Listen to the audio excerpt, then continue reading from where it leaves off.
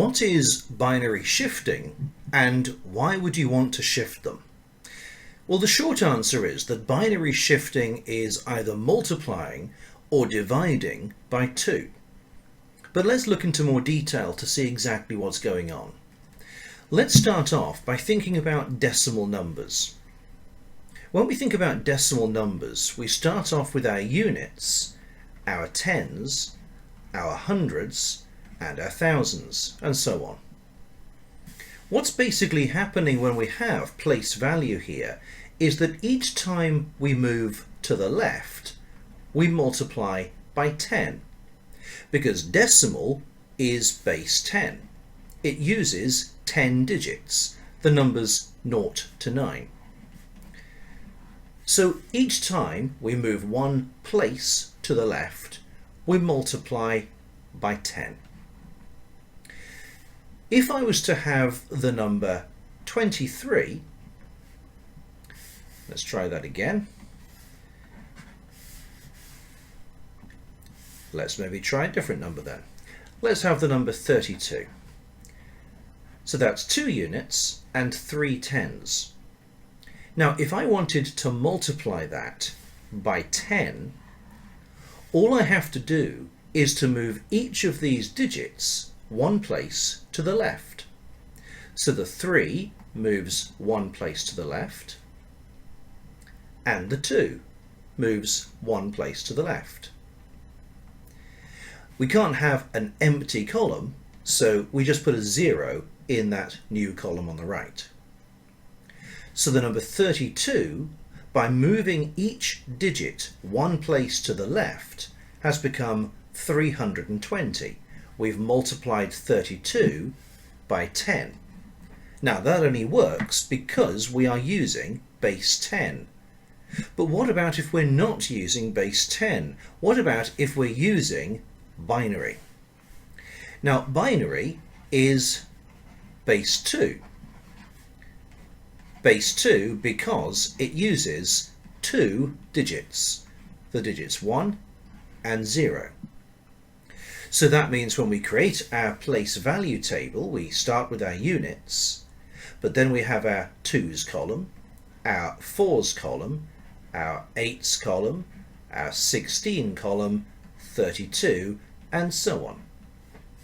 What we're basically doing is each time we move one place to the left, we're multiplying by 2, because this is base 2 with 2 digits.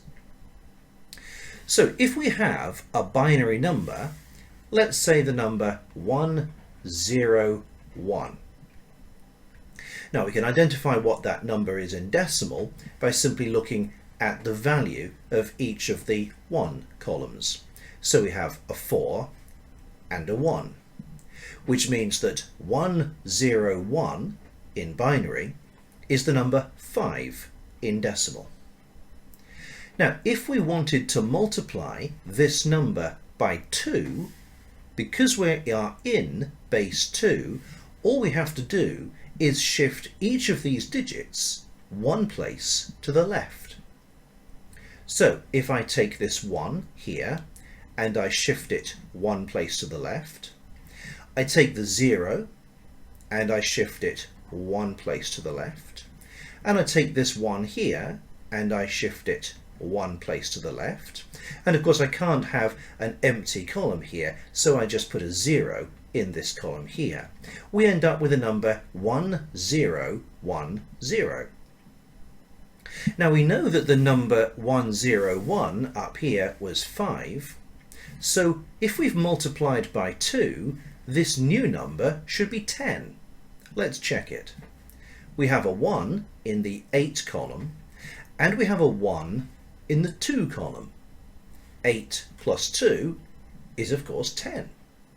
So we have multiplied this number by 2 simply by shifting each digit one place to the left. Let's try that again. We'll take the number 1010 and we'll multiply that again by 2. So I take this digit and I shift it one place to the left. So that is now in the 16 column. I take the 0 and I shift it one place to the left. I take the 1 and shift it one place to the left. I take the 0 and I shift it one place to the left, and because we can't have an empty column, I fill that with a 0. So we now have the number 10100. We know this first number is 5 in decimal, and we know this second number is 10, which of course is correct because 5 multiplied by 2 is 10. So if we take this number 10 and we multiply it by 2, which we've done by shifting each of these digits one place to the left, this should be the number 20. Let's check it. We have a 1 in the 16 column, and we have a 1 in the 4 column. 16 plus 4 is indeed 20. So we have the number 5, the number 10, and the number 20.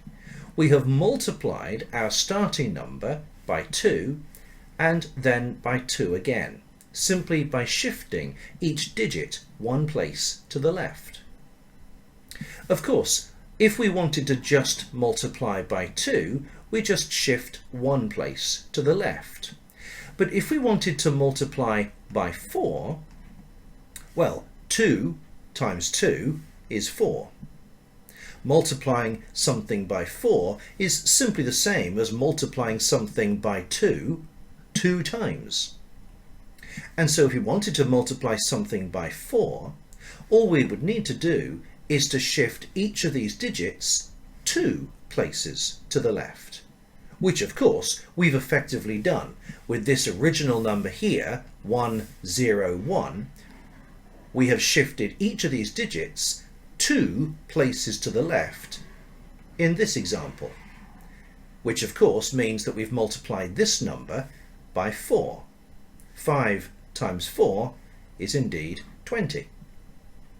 We could go on and we could suggest that if we wanted to multiply something by 8, all we do is we shift each binary digit 3 places to the left, because multiplying something by 8 is the same as multiplying by 2, and then again multiplying it by 2. And we can see that these 2 digits here, these 2 ones, are just continuing to move one place to the left each time, and you can probably see ahead that we would end up the next time with 32 and 8, which makes 40. So binary shifting can mean multiplying a number by 2, or by a power of 2, by shifting the digits to the left. But the same is true for dividing by 2. If you wanted to divide this number here by 2, we would simply shift each digit one place to the right. So we would move that 1 one place to the right, that 0 one place to the right, and so forth, effectively simply reversing the way we've come. And that would divide the number by 2, or halving it. Now for GCSE Computer Science, you won't be put in the situation of having a 1 on the right hand side and having to work out what to do with that when you divide by 2. You will only be given an example where there would be a 0, and in that situation you would simply let the 0 drop off. So binary shifting then, multiplying 2, 4 or 8 times by moving 1, 2 or 3 places to the left, or dividing a number by shifting the numbers to the right. I hope that makes it clear, but if you have any other questions, please do leave a comment below.